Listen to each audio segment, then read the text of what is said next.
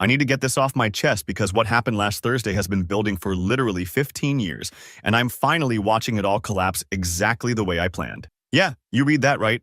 Planned. This isn't some shocked guy processing betrayal. This is me executing something I've been preparing for since I was 19 years old. Let me start with Thanksgiving because that's what everyone's going to ask about first. I drove 6 hours to my parents' house in the suburbs like I do every year, knowing full well what I was walking into but needing them to show their true colors one more time before I burned it all down. I'm 30 now, got a decent job in tech consulting, own my apartment outright, and I've spent the last decade deliberately building a life that looks successful enough to make them jealous while staying just connected enough that they think they can still use me. I walked in around 3 in the afternoon and immediately knew something was different. The house felt wrong, lighter somehow. I headed upstairs to drop my overnight bag in my old room, and that's when I saw it. My childhood bedroom, the one that still had my name on a wooden plaque outside the door until last Christmas, was completely gutted. Boxes everywhere, Christmas decorations, old furniture, a literal storage unit. My mom Mildred came up behind me and just said it was time to be practical about space. They were redecorating, and there was no point keeping a shrine to someone who only visited twice a year anyway. She said it so casually, like she was discussing paint colors.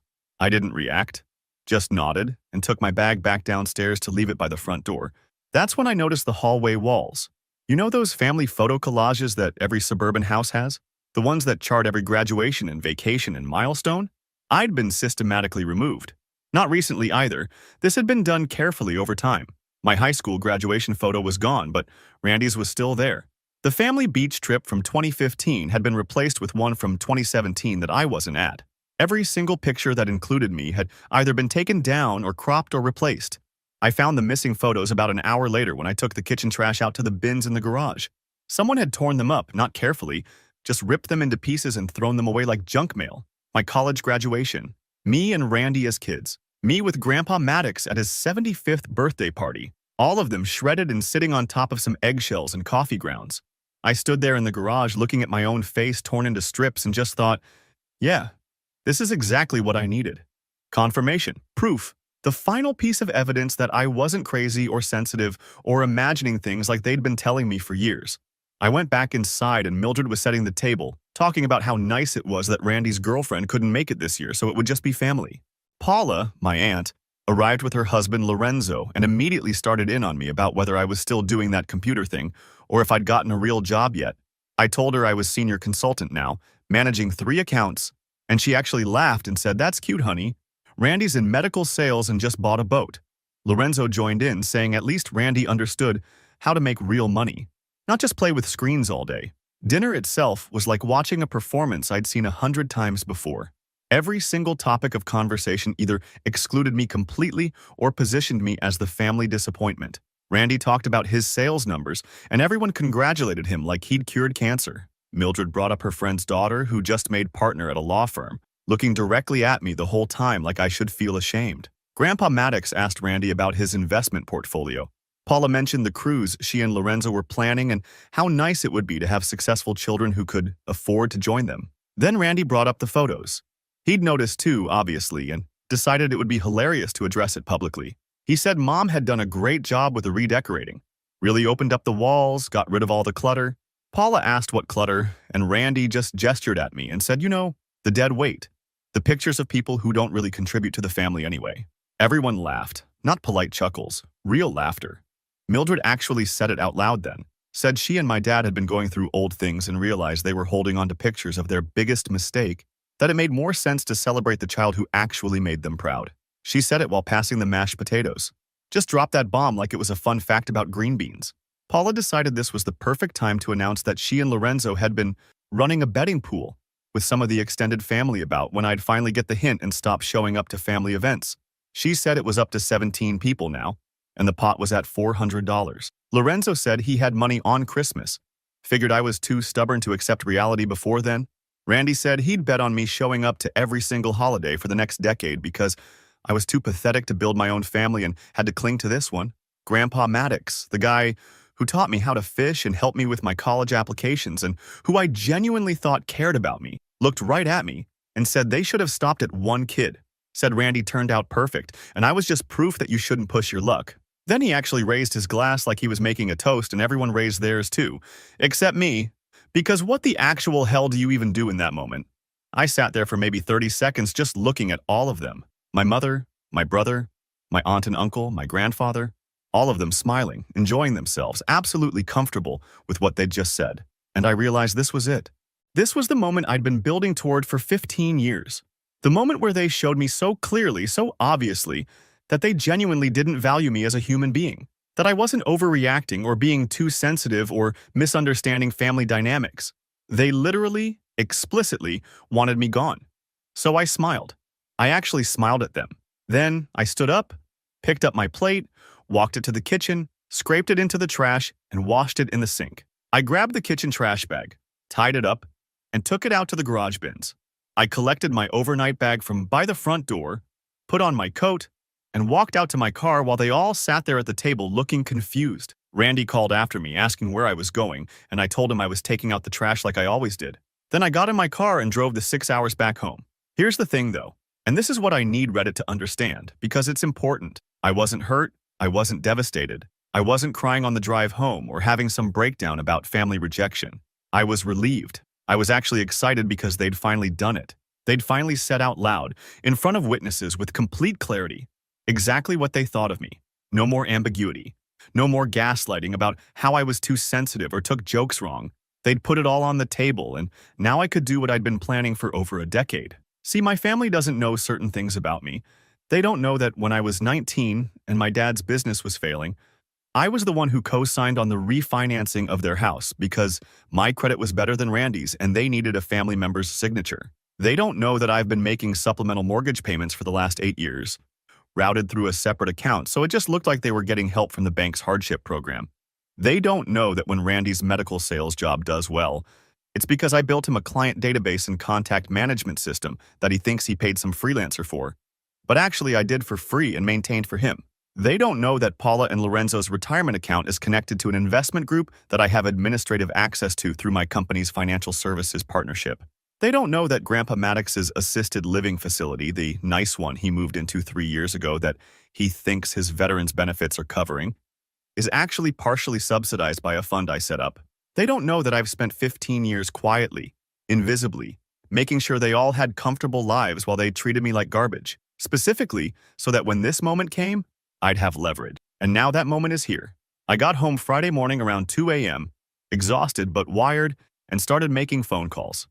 Not to them, to banks, to account managers, to the assisted living facility's billing department, to the company that manages Randy's client system. I spent Black Friday doing what I do best, which is managing complex technical and financial arrangements, except this time I was dismantling them instead of maintaining them. By Saturday afternoon, my phone was blowing up. Text from Mildred asking if I'd made it home safe, which was rich, considering she'd just called me her biggest mistake 48 hours earlier. Voicemails from Paula asking if I was upset about something because Lorenzo thought maybe I'd taken the jokes too seriously. A message from Randy saying Mom was worried and I should call her. Nothing from Grandpa Maddox because he doesn't text, but I'm sure he'd have called if he'd known what was coming. I didn't respond to any of them. Just kept making my calls, sending my emails, filing my paperwork, professional, calm, methodical. The way you execute a plan you've been preparing for 15 years. Sunday morning, my doorbell rang at 6 a.m. Then someone started pounding on the door. Then I heard Mildred's voice outside yelling my name, begging me to open the door, saying they needed to talk right now. I looked through the peephole and saw her, Randy, and Paula, all standing in my hallway looking panicked. I didn't open the door, just went back to my laptop and continued working. They've been back 4 times since then. Last night they showed up at 2 a.m., all of them, including Lorenzo and even Grandpa Maddox, who doesn't drive at night anymore, so someone must have brought him. They were pounding on the door, crying, yelling about family and mistakes and misunderstandings. Mildred kept saying they were joking, that I was destroying them, that I couldn't do this to my own family. Randy was threatening to call the police if I didn't open the door, then switching to begging, then back to threatening. I'm writing this at my kitchen table while listening to them outside trying to figure out if I'm home. They don't know I can hear them. They don't know I'm sitting here drinking coffee and watching everything I built for them collapse exactly the way I designed it to. And the best part? I haven't even started yet. This is just the first wave. Just them realizing that maybe, possibly, they've made a terrible mistake. They don't even know what I'm actually capable of yet. So yeah, that's where I am. They spent Thanksgiving telling me I was their biggest mistake, and now they're outside my apartment at 2 a.m. sobbing about how I'm destroying the family. And honestly, I've never felt more at peace with a decision in my entire life. Update 1.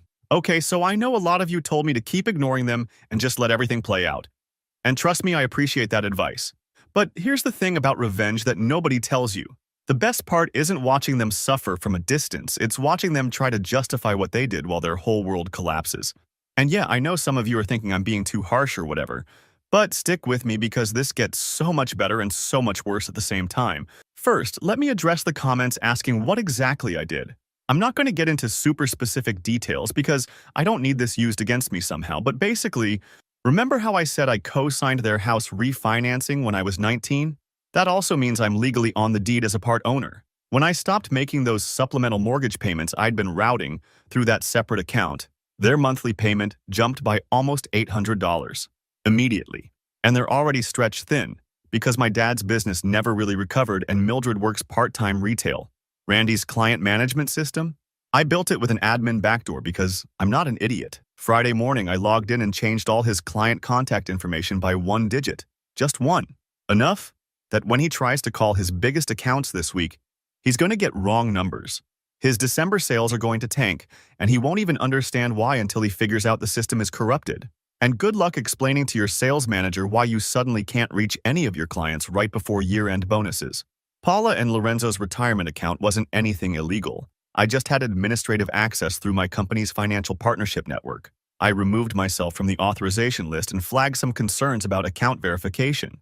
Now, their account is frozen pending a full review, which takes about 45 business days. They're 62 and 64. They were planning to retire next year. That timeline just got very complicated. Grandpa Maddox's assisted living fund? I closed it. The facility called him Monday morning to discuss payment arrangements for next month. He's been living there thinking his veteran benefits covered everything. Spoiler alert, they don't, not even close. So that's what I did over Black Friday weekend while they were presumably eating leftover turkey and telling themselves I'd overreacted to their hilarious jokes. And Monday is when everything started getting really interesting because they weren't just panicking anymore. They were trying to explain. I was at my apartment Monday morning around 10 when my building's front desk called up. Someone had sent a massive flower arrangement, like absurdly large, the kind you send to a funeral or a hospital. The card said, "From your family who loves you more than you know." I told the desk to donate it to the senior center down the street. 20 minutes later, another arrangement arrived. Then another. By noon, there were 6 flower deliveries that I refused to accept. Then Randy showed up at my office. Yeah, my office. I don't know how he got past building security, but suddenly my desk phone rang and my assistant Dawn was telling me my brother was in the lobby demanding to see me. I told her to tell him I was in meetings all day. She came back 5 minutes later and said he was refusing to leave and was starting to cause a scene. Here's where I made my first strategic decision to actually engage, because I needed to see where his head was at. I went down to the lobby, and Randy was there in his expensive suit looking exhausted. And the second he saw me, he started in on this whole speech about how he'd been up all night thinking about Thanksgiving, and he realized maybe they'd gone too far with the jokes. Maybe. Gone too far. Those were his exact words. I just looked at him and asked if he was here to apologize or to ask me to fix whatever financial problem he was dealing with. He got defensive immediately, said he didn't need my help with anything. His business was fine. And why was I being so dramatic about what was clearly just family banter? I told him his client system was corrupted, and he should probably look into that. Watched his face go pale. Then I walked back to the elevators. He followed me, talking fast about how Mom was devastated, and maybe I didn't understand that the photo thing was just about redecorating and nobody actually meant any of the stuff they said at dinner. I stopped and turned around and asked him directly, did he mean it when he said I was too pathetic to build my own family? Did Paula mean it about the betting pool? Did Mom mean it when she called me her biggest mistake? Randy got quiet for a second and then said, I needed to understand the context, that I'd always been sensitive, that they'd learned to joke harder with me because I took everything so seriously. He said it wasn't personal, it was just how they communicated with me because I was different from the rest of them. Different. Like that explained everything. I asked him different how. He looked uncomfortable and said I knew what he meant. That I'd always been more emotional, more reactive, harder to connect with. That when we were kids, I was the one who cried when they teased me and made everything awkward, so they learned to just commit to the bit. That it had become family culture and nobody actually thought about it anymore. And here's what really got me. He genuinely seemed to think this was a reasonable explanation. Like, oh, we psychologically abused you for decades because you reacted to psychological abuse. So really, this is kind of your fault for being emotional about it. The logic was insane. I told him I wanted him out of my office building or I'd have security remove him. He switched tactics then. Said mom and dad were going to lose the house if I didn't help them with the mortgage. I asked why that was my problem. He said because I was on the deed, and if the house went into foreclosure, it would destroy my credit too. I just smiled and told him I'd already talked to a real estate attorney about transferring my portion of ownership. He looked like I'd punched him, started saying I couldn't do that. It was legally complicated, they'd fight it. I told him to go ahead and try, that I had documentation of every payment I'd made for 8 years and could easily prove I'd been providing financial support that they'd never acknowledged or appreciated, that a judge would probably be very interested in how they'd treated me while I was subsidizing their lifestyle. Randy left after that, but the dam had broken. That afternoon, I got a call from Paula, and look, I probably should have just let it go to voicemail, but I was curious what her angle would be. She started with asking if I was okay, which was rich coming from someone who'd announced a betting pool on when I'd stop coming to family events. I didn't say anything, just waited. She pivoted to saying Lorenzo was stressed about their retirement account being frozen, and could I look into it since I worked in tech and understood these things? Not an apology, not an acknowledgement, just immediately asking me to fix the problem I'd created. I asked her if she remembered what she said at Thanksgiving dinner. She got defensive and said it was just a joke, that everyone knew it was a joke, and I was being ridiculous holding on to it like this. I asked her who was in the betting pool. She went quiet. I asked again. She said it was just her and Lorenzo and maybe a couple of cousins and they'd been drinking and it was the kind of dumb thing people say at holidays that doesn't mean anything. I asked her if she'd taken my money, if the pool was real. She admitted it was real but insisted it was all in good fun. That I'd always been too sensitive about family stuff. There it was again. Too sensitive. Like the problem was my reaction to their behavior, not their actual behavior. I told Paula that her retirement account situation was between her and her financial institution, and I couldn't help her. She started getting upset saying I was punishing her for something stupid, that she was my aunt and she'd been there my whole life. I reminded her that she'd literally announced at Thanksgiving that they had a betting pool on when I'd abandoned the family. She said that wasn't what she meant. I asked her what she did mean then. She couldn't answer. Just kept saying it came out wrong, that I was taking it too literally, that family is supposed to be able to joke around without everyone getting offended. I told her I hoped the retirement review went smoothly and hung up. Tuesday morning, Mildred showed up at my apartment at 7 a.m. I heard her knocking and checked the peephole. She was alone, holding a photo album. I didn't open the door, but she knew I was home because my car was in its spot, so she just started talking through the door. She said she'd been going through old albums and found pictures of me as a baby, as a toddler, and she wanted me to know that she did love me, that she'd always loved me. But things had gotten complicated over the years. She was crying. I could hear it in her voice. And part of me wanted to open the door because it's your mom standing outside crying, but I kept thinking about those torn photos in the garbage. She said Dad was having panic attacks about the mortgage and could I please just talk to them? That whatever I was angry about, they could work through it. But I couldn't just cut them off financially without warning. I opened the door then. Not because I felt bad, but because I needed her to see my face when I said what I was about to say. I told her I'd been making those mortgage payments for 8 years, and she'd never once thanked me, never acknowledged it. She looked confused and said she didn't know about that Dad handled the finances. I didn't believe her, but it didn't matter. I asked her if she meant it when she said I was her biggest mistake. She opened her mouth and closed it, and then said it wasn't like that she'd been trying to be funny, that Randy had started the joke and everyone was laughing and she just went with it. I asked her why she tore up my photos. She said she didn't, that Dad had been cleaning and probably just threw out duplicates. I told her I saw them in the trash, ripped up, every single photo of me destroyed. She started crying harder and said maybe Dad was frustrated, that things had been tense, that I had to understand the pressure they were under. And there it was.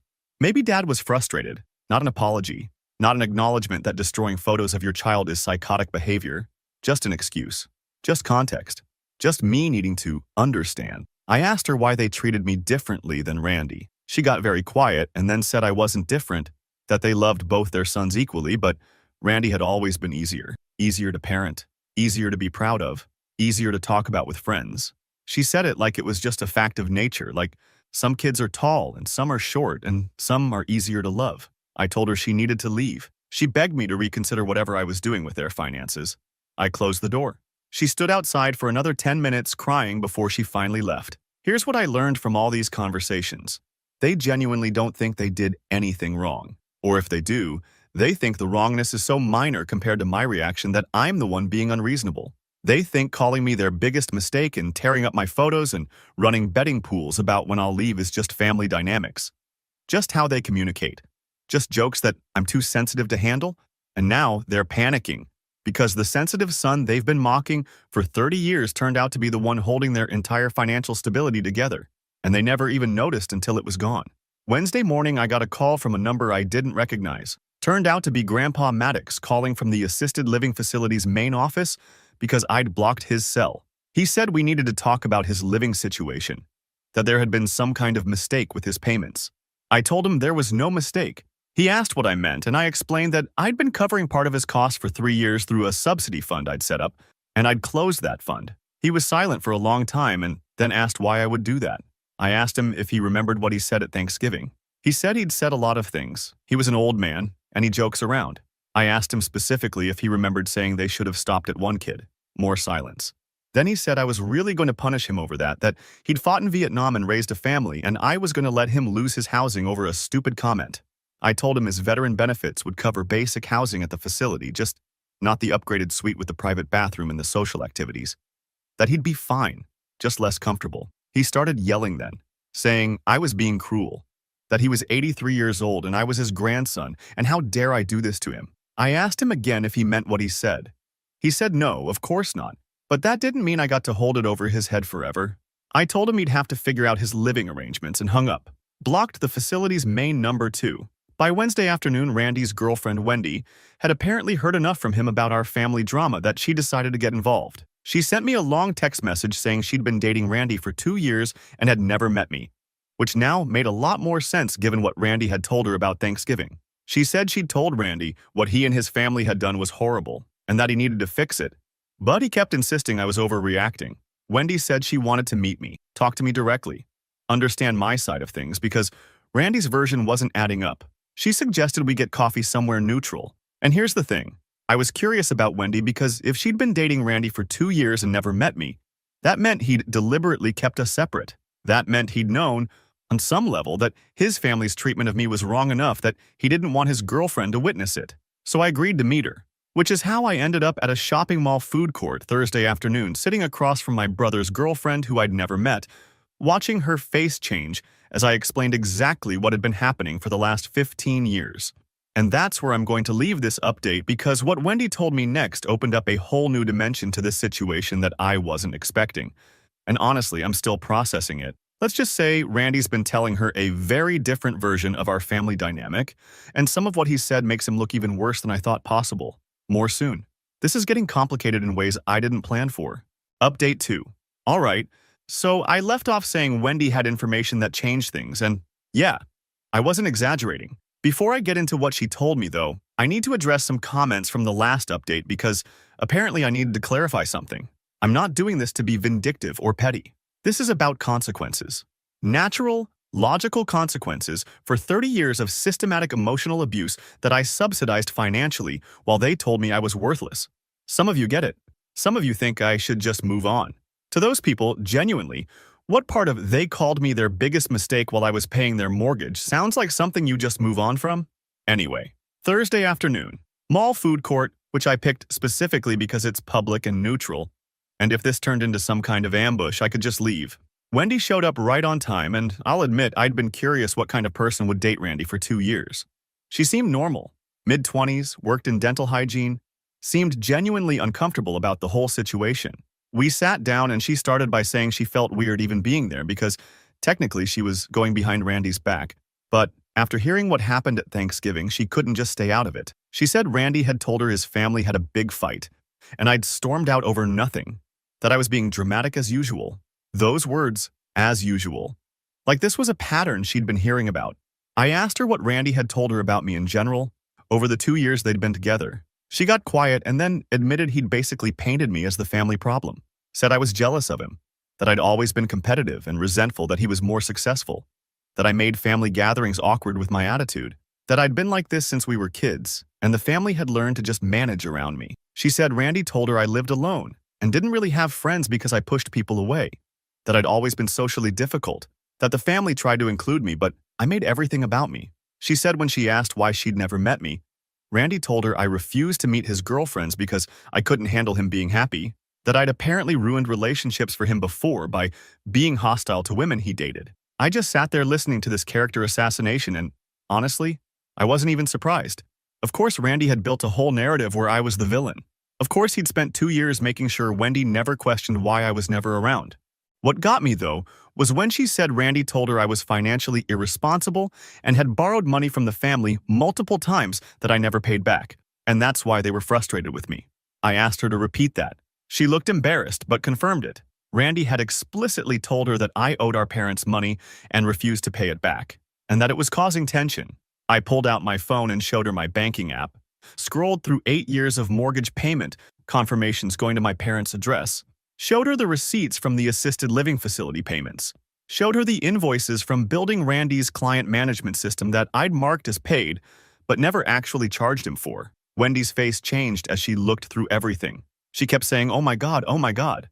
And I told her she could take pictures of anything she wanted because I needed someone in Randy's life to know the actual truth. She asked why I'd been paying for all of this if they treated me so badly.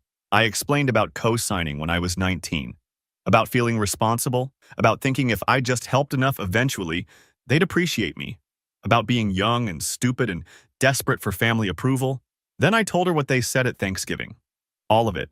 The betting pool, the photos in the trash, Mom calling me her biggest mistake, Grandpa saying they should have stopped at one kid, everything. Wendy actually teared up, which was weird because she doesn't even know me. But I guess hearing about someone's family destroying them over turkey dinner hits different when you've been told that person is the problem. She said she needed to talk to Randy, that this wasn't okay, that he'd lied to her about something major. I told her to be careful because Randy was going to spin this too. And sure enough, about 2 hours later, I got a series of increasingly angry texts from my brother. The text started with him asking why I was trying to turn his girlfriend against him, then asking what lies I'd told Wendy, then telling me I was sabotaging his relationship because I couldn't stand to see him happy, then threatening to come to my apartment and confront me directly. I didn't respond to any of them, just screenshot them all and saved them. Friday morning, Randy showed up at my apartment building at 6 a.m. Building security called up and I told them not to let him up, that he wasn't welcome. Randy apparently lost it in the lobby, started yelling about how I was destroying his life, how Wendy was questioning everything now because of my lies. Security had to escort him out. He called me 17 times in the next hour. I didn't answer. Instead, I got a call from my dad for the first time in this whole mess. He'd stayed conspicuously silent through everything else, letting Mildred do all the begging. But apparently Randy had gone to them and told them I was trying to break up his relationship. Dad said I needed to stop whatever I was doing immediately, that messing with Randy's personal life crossed a line. I asked him what line exactly. He said family doesn't sabotage family, that whatever issues I had with them, Randy's relationship was off limits. I reminded him that Randy had told his girlfriend I was financially irresponsible and owed the family money when the exact opposite was true. Dad went quiet and then said Randy was probably just venting, that people say things when they're frustrated, and I was taking it too seriously like I always did. Like I always did. There it was again. I asked Dad if he knew I'd been making mortgage payments for 8 years. He said he knew someone had been helping them through a hardship program. I told him that someone was me, that I'd been routing payments through a separate account specifically so they wouldn't feel awkward about accepting help from me. He asked why I would do that without telling them. I asked why he tore up my photos.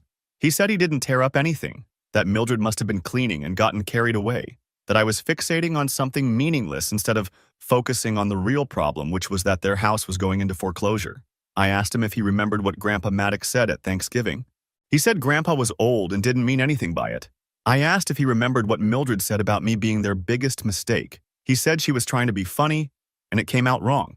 Every single excuse, every single justification, never once an apology or acknowledgement that maybe, just maybe, they'd been systematically cruel to me for my entire life. I told Dad I was done with this conversation and hung up. He called back immediately. I blocked his number. Saturday, things escalated in a way I genuinely hadn't anticipated. Paula and Lorenzo showed up at my apartment with Mildred and Dad, 4 of them, standing outside my door at 8 a.m., knocking and asking me to please just talk to them. I didn't open the door, but I could hear everything they were saying through it. Paula started by saying their retirement account was still frozen, and they'd called every number they could find, and nobody could help them, and could I please just make a phone call? I didn't respond. Lorenzo said they'd worked for 40 years, and I was jeopardizing their entire future over a stupid comment Paula made while drinking. I stayed silent. Then Mildred chimed in saying they'd gotten a foreclosure notice, that they had 90 days to catch up on payments or they'd lose the house, that Dad's business was barely breaking even and they couldn't afford the new mortgage amount, that I was going to make them homeless. Dad added that they'd raised me, fed me, clothed me, put me through college, and this was how I repaid them. I opened the door then. All four of them looked relieved until they saw my face.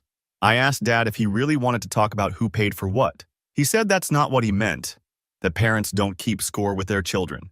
I told him I'd paid them over $60,000 in mortgage support over 8 years and they'd never once acknowledged it, thanked me, or apparently even realized it was me. Paula tried to interrupt, saying this wasn't about money.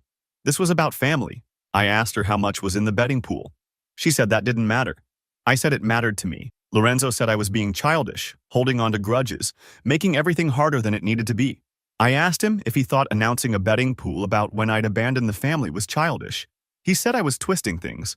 Mildred started crying again, asking what she needed to do to fix this, saying she'd apologize 1,000 times if that's what I wanted. I asked her if she meant it when she called me her biggest mistake. She said no, of course not. She loved me. She'd always loved me. But she'd been angry and frustrated and said something she didn't mean. I asked her what she'd been angry and frustrated about. She couldn't answer. Dad tried a different approach. Said fine. Maybe they'd all made mistakes, but I was making bigger ones now by destroying the whole family over words. That actions matter more than words, and my actions were proving I never really cared about them at all. I told him he was absolutely right that actions matter more than words, and their actions for 30 years had been to treat me like I was worthless while I kept them financially afloat. Paula said I was being dramatic calling it 30 years. I asked her when it started then. When did the family jokes about me being different and difficult and too sensitive begin? She said that's just normal sibling stuff that I was retroactively turning into abuse. I asked if it was normal sibling stuff when Randy told his girlfriend I was financially irresponsible and borrowed money I never paid back. Mildred looked shocked and asked if Randy really said that. I told her to ask him herself. They left after that, but the whole thing confirmed what I'd already known. They weren't sorry for what they did. They were sorry it had consequences. They still thought the problem was my reaction, not their behavior. They still thought if they just explained enough, justified enough, contextualized enough, I'd understand and forgive and fix everything. Sunday morning, I got a Facebook message from a cousin I haven't talked to in like 5 years, Ethan, asking if I was okay and saying he'd heard the family was having problems. I asked who told him. He said Paula had called his mom and told her I was having some kind of breakdown and cutting everyone off and could family members please reach out to me. So now they were trying to mobilize extended family to pressure me. I told Ethan the truth, that the family had spent Thanksgiving telling me I was a mistake, and I'd decided to stop financially supporting people who hated me. He asked if I was serious. I sent him screenshots of some of the texts and messages I'd gotten. He stopped responding. Monday morning, Randy's work situation apparently imploded. I don't know all the details, but Dawn, my assistant, told me she'd gotten a call from someone claiming to be Randy's sales manager, asking if our company had done tech consulting work for their firm. Dawn transferred the call to me, and this manager, who sounded frustrated, asked if I'd built or had access to their client management system. I explained I'd built a private system for Randy personally, not for his company, and that I'd recently discovered some data corruption issues and recommended he not rely on it. The manager asked if I'd corrupted it intentionally. I said I'd simply stopped maintaining a system I'd been maintaining for free, and apparently it had dependencies that Randy wasn't aware of. The manager thanked me and hung up. 2 hours later, Randy called me from a number I didn't have blocked. He was angrier than I'd ever heard him, saying I'd gotten him suspended pending an investigation into his client management practices, that his boss thought he'd been manipulating their data somehow, that I'd destroyed his career. I asked if he'd told his boss that the system was something I built privately and he'd been using without company authorization. He went quiet. See, Randy had apparently been presenting my client management system as something he'd developed himself, or at least something he had legitimate professional access to. He'd been using it to appear more organized and successful than his coworkers. And now his company was questioning whether he'd been appropriately managing sensitive client information. That wasn't something I'd planned, but I'm not going to pretend I'm upset about it. Randy said I'd crossed a line, that messing with his job was different from the family stuff. I asked him what line exactly, since he'd been lying to his girlfriend about me for 2 years and apparently taking credit for work I'd done. He said that was different, that I'd offered to help him, and he'd just accepted the help. I asked if telling Wendy I was financially irresponsible and owed the family money counted as accepting help. He changed tactics, said Wendy had broken up with him because of what I'd told her, that I'd sabotaged his relationship deliberately. I told him Wendy broke up with him because he'd lied to her about something major for 2 years and she realized she couldn't trust him.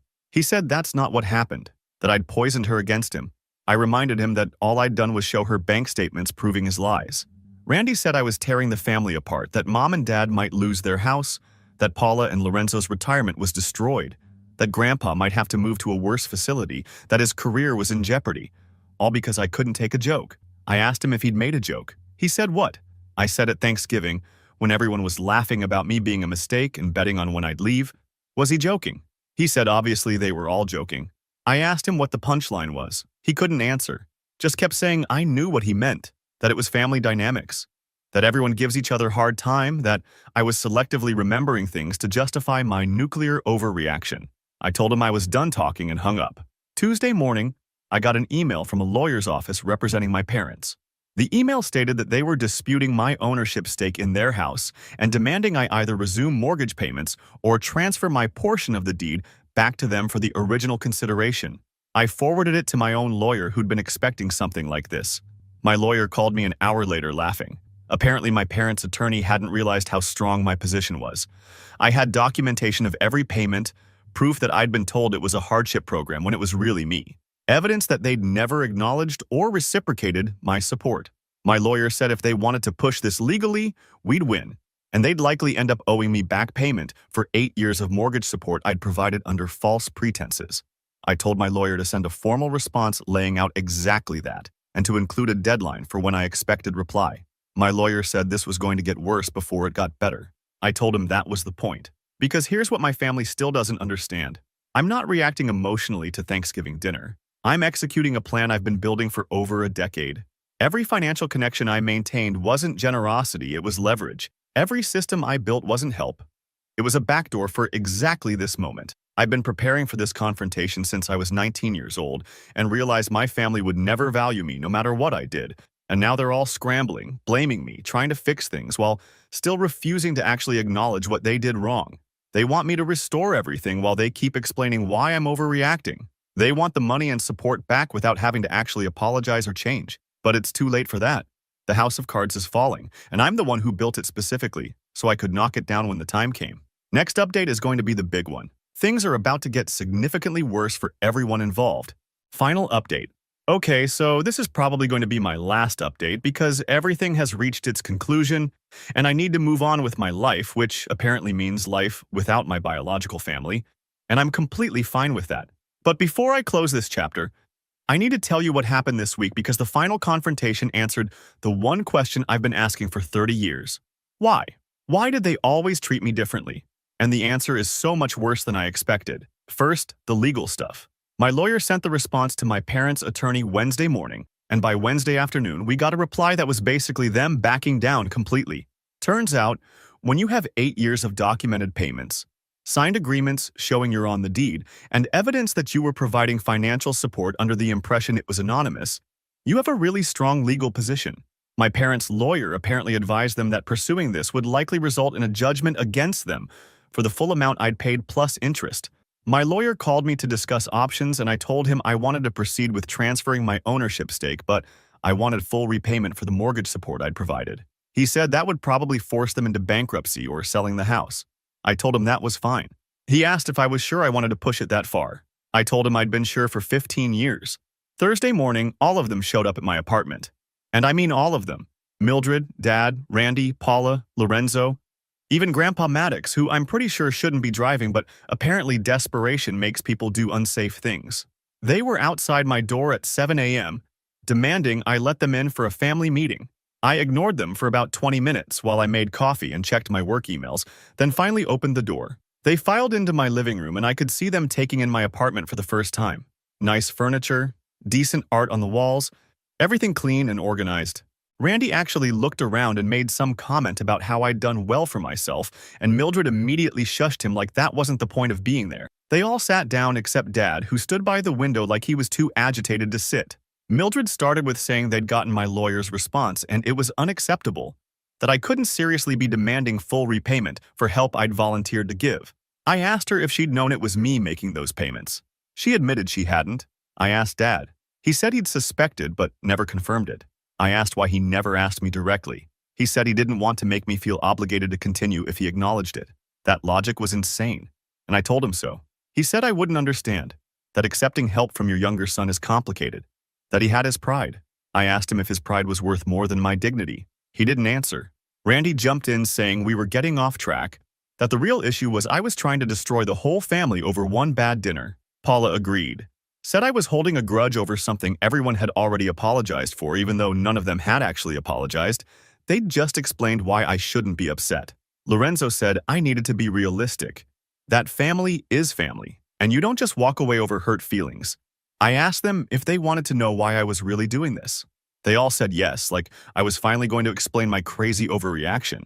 I told them I'd been planning this since I was 19 years old, since the day I co-signed their mortgage refinancing and realized I had leverage, that every financial connection I'd maintained, every system I'd built, every bit of help I'd provided was specifically so that when the time came, I could take it all away and watch them scramble. Mildred looked horrified and said that couldn't be true, that I was rewriting history to justify my current behavior. I pulled out a journal I'd kept since I was 20, pages and pages of documentation about every instance of them treating me like I was worthless. Every comment, every exclusion, every comparison to Randy. I'd been documenting it for a decade because I knew eventually they'd try to gaslight me into thinking I was imagining it. Dad asked why I would keep something like that. I told him because I knew this day would come, that I knew eventually they'd push me too far and I'd need proof that I wasn't crazy or oversensitive, that I'd need evidence that this had been happening my entire life. Grandpa Maddox said I was being dramatic, that all families tease each other, that I was acting like they'd abused me when really I'd just had my feelings hurt. I asked him if he remembered telling me they should have stopped at one kid. He said he'd already explained that was just a thoughtless comment. I asked him how many thoughtless comments over 30 years equal abuse. He said I was twisting things. That's when Randy made a mistake. He said I'd always been like this, that even as kids I was the one who couldn't take a joke, who made everything about me, who needed constant validation, that they'd learned to just accept that I was more difficult than other kids and adjust their expectations accordingly. And then he said the quiet part out loud. He said at least now I was proving them right about me being the problem child. I asked him to explain that. He looked uncomfortable, but Paula picked up where he left off. She said I needed to understand that when I was born, I'd had some health issues as a baby. Nothing serious, but I'd needed extra attention for the first couple years. She said Mom and Dad had bonded more with Randy because he'd been easy, and by the time I was healthy and normal, the dynamic was already set, that Randy was the son, and I was the other one. Mildred started crying and telling Paula to stop, but Paula kept going. Said the family had always known I was treated differently, but nobody wanted to address it because what were they supposed to do? Go back in time and recreate childhood? That it was just understood that Randy was the favorite, and I needed to accept that some families have hierarchy. I sat there processing this and asked Mildred directly if that was true. She said it was more complicated than Paula made it sound. I asked her to uncomplicate it. She said that yes, she'd bonded with Randy more easily when he was a baby, and yes, that had created a pattern, but she'd always loved both her sons. I asked her if she loved us equally. She hesitated too long before answering. Dad finally spoke up and said they'd tried to treat us the same, but I'd always been more sensitive, more reactive, harder to connect with. That Randy was naturally social and easygoing, and I was more withdrawn and serious. That those personality differences meant they related to Randy better, and I should understand that's just how families work sometimes. I asked him if he thought it was fair that a child should just accept being the unfavored. He said life isn't fair, and I needed to grow up and stop expecting everything to be equal. That plenty of people have siblings who are more successful or more liked, and they don't tear their families apart over it. Lorenzo added that I'd turned out fine despite not being the favorite, that I had a good job and my own place, so clearly the different treatment hadn't damaged me that much. Paula said I was being selfish, that my parents were going to lose their house, and I was okay with that because my feelings were hurt. Randy said I needed to separate the childhood stuff from the current situation, that even if they had treated me differently as kids, that didn't justify destroying their lives now. I asked him about lying to Wendy. He said that was a separate issue and I was deflecting. I asked him about taking credit for work I did. He said I'd offered to help and he'd accepted.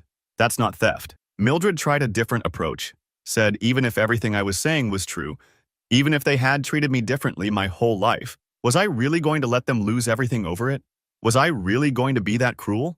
I asked her if calling me her biggest mistake was cruel. She said she'd explained that already, that it came out wrong, that she'd been trying to fit in with the joke everyone else was making. I asked why she needed to fit in with a joke about her own son being worthless. She didn't have an answer, just kept crying and saying this wasn't who she was, that she was a good mother, that I was making her into a villain. Grandpa Maddox said I was being vindictive, that revenge wasn't Christian, that family forgives family. I reminded him that he'd raised his glass in a toast to them having stopped at one kid. He said he was a jokester, always had been, that I knew that about him. I said jokesters are supposed to be funny, and there was nothing funny about telling your grandson he shouldn't have been born. Paula's phone rang and she stepped into my kitchen to take it. When she came back, she looked pale and said the retirement account review had been completed and there were irregularities that needed to be addressed in person. Lorenzo asked what kind of irregularities. She said they needed to go to the bank immediately. They left right then, Paula practically running out of my apartment. That's when Dad tried to make a deal. He said if I reinstated the mortgage payments and helped Randy fix his client system, they'd all agree to family therapy. They'd work on the dynamic, acknowledge they'd been unfair, actually try to fix things. I asked him why I would want to fix things with people who spent 30 years showing me I wasn't wanted. He said because I was proving them right, that by doing this I was showing I really was the vindictive, difficult son they'd always thought I was. I told him that was perfect logic. Treat someone badly for 3 decades and when they finally fight back, use their fighting back as proof they deserve the bad treatment all along. Mildred asked what I wanted then, if I didn't want therapy or reconciliation. I told her I wanted them to understand that actions have consequences, that you can't spend someone's entire life treating them like they're worthless while that person is financially supporting you, and then expect everything to continue when they decide they're done. Randy said I was talking like we'd been abusing me, when really it was just normal family dynamics that I'd taken too personally. I asked him to define normal family dynamics. He said teasing, joking around, having favorites. I asked him if he'd be okay being the unfavorite. He said that was different because he wasn't as sensitive as me. I told all of them to leave. Mildred begged me to reconsider, said they'd already lost so much that I was tearing the family apart. I reminded her that she'd literally told me at Thanksgiving that they'd redecorated to get rid of pictures of their biggest mistake. She said she'd never meant for me to take it that way. I asked what way she'd meant for me to take being called a mistake. Dad said they'd lawyer up properly if I didn't back down, that they'd fight me on the house, make my life difficult. I told him my lawyer was better than theirs and I had documentation they didn't even know existed. He tried to argue, but Randy pulled him toward the door, clearly recognizing this wasn't going anywhere. Grandpa Maddox was the last to leave. He stopped at the door and said, I'd regret this. That family is all you have in life and I was throwing mine away over pride. I told him I was throwing them away over 30 years of systematic emotional neglect that I'd subsidized financially because I was stupid enough to think I could earn their love. He said, that's not what happened. I closed the door. Friday morning, Randy's company fired him. Turns out when they investigated his client management system, they found he'd been storing sensitive client information on a private server without authorization and had been misrepresenting his capabilities by using systems he didn't actually control. His entire sales record was under review, and they were considering legal action. He called me from yet another new number and just screamed, said I'd destroyed his career, his relationship, his family, everything. I asked him if he'd told Wendy I was financially irresponsible and owed the family money. He said that was beside the point. I said it was exactly the point, that he'd spent 2 years lying about me and now he was facing consequences for lying about other things too. He said I was a psychopath, that normal people don't plan revenge for 15 years. I told him normal families don't have betting pools about when their son will stop coming to holidays. He hung up. Paula called that afternoon and said the bank had frozen all their accounts pending an investigation into some transfers they'd made. She said it was my fault, that I'd flagged something that triggered a review. I told her I'd simply removed myself from their account authorization list, and apparently that had prompted the bank to verify all account activity, which was standard procedure. She said they might lose everything. I said that sounded like a them problem. My parents' lawyer called my lawyer Monday morning with a settlement offer. They'd sign over the full deed to me if I'd forgive the mortgage support payments I'd made. My lawyer asked what I wanted to do. I told him I wanted full repayment, or I'd force a sale of the house. He asked if I was sure. I said I'd never been more sure of anything. They have 30 days to arrange payment, or the house goes on the market. Grandpa Maddox's assisted living facility has moved him to a smaller room that his actual benefits cover. Paula and Lorenzo's retirement accounts are still under review, but they've pulled what they could and downsized from their house to a condo. Randy is working retail while he looks for another sales position without the references he needs. And me? I'm sitting in my apartment that I own outright, with a job I'm good at. Finally free of the people who spent 30 years making me feel worthless while I kept them comfortable. Some of you are going to say I went too far. Some will say they deserved worse.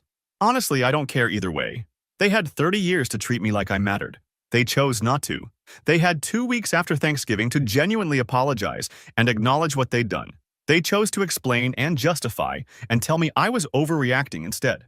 Every single consequence they're facing now is the direct result of decisions they made. I'm done being the son who wasn't enough. Done being the mistake they kept around because I was useful. Done subsidizing the comfortable lives of people who celebrated my absence. They wanted me gone? They got their wish. They just didn't realize I was the foundation everything else was built on. The betting pool question got answered, by the way. I left, and Paula apparently won $400 right before her retirement accounts got frozen. I hope she enjoys it. To everyone who's been following this, thanks for listening. Sometimes you need strangers on the internet to confirm you're not crazy for being angry about being treated like garbage your whole life. Some of you suggested I should forgive them, move on, be the bigger person. But here's the thing about being the bigger person. It usually just means accepting bad treatment to make other people comfortable.